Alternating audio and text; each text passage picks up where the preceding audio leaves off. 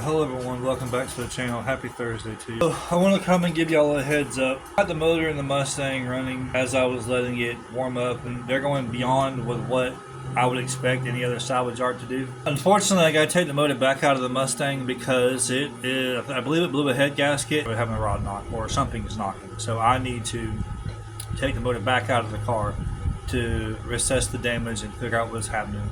And whatever parts I need to fix the motor, the salvage yard is willing to pay for the car. I'm not touching the transmission, or at least I hope I don't plan on taking the transmission out because the transmission is fine. It's full of fluid.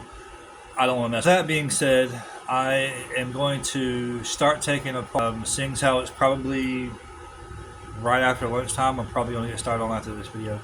I just want to come to y'all, give y'all a quick heads up on what's been happening and why I haven't made another video and why I haven't done anything else.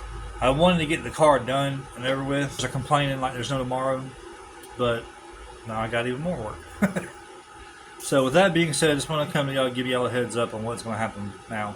I am going to start taking apart the car as I speak, like I just said after this video.